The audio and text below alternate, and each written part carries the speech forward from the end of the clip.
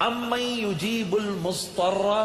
اذا دعاہ ویکشف السوء، یہ 20ویں پارے کے پہلے صفحے پہ ہے، یہ یاد رکھیے گا۔ پہلے ہی صفحے پر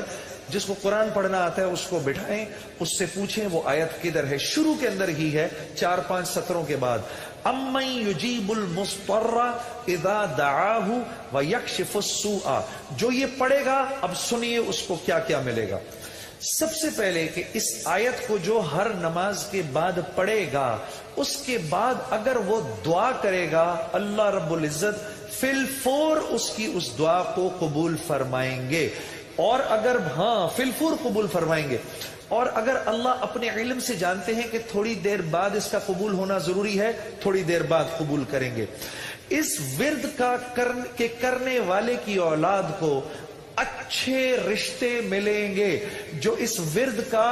اہتمام کرے گا ہر نماز کے بعد ایک دفعہ، اس کو یا اس کی اولاد کو اللہ اچھے رشتے دے گا۔ اس ورد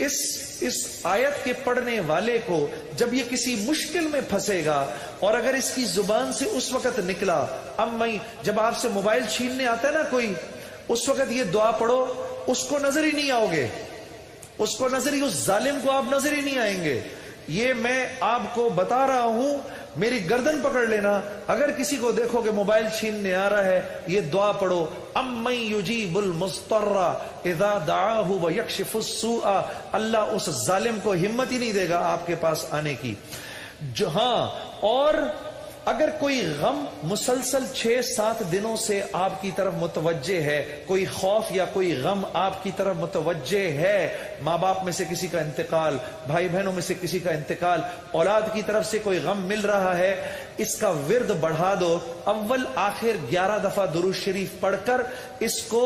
300 دفعہ دن میں پڑھو، اللہ اس غم اور خوف کو دور کر دے گا۔ یہ ورد پڑھنے والا اللہ کبھی اس کو نامراد نہیں کرے گا۔ یہ جو دعا مانگے گا، امن یجیب المضطر اذا دعاہ ویکشف السوء، اللہ اس کی دعا پوری کرے گا۔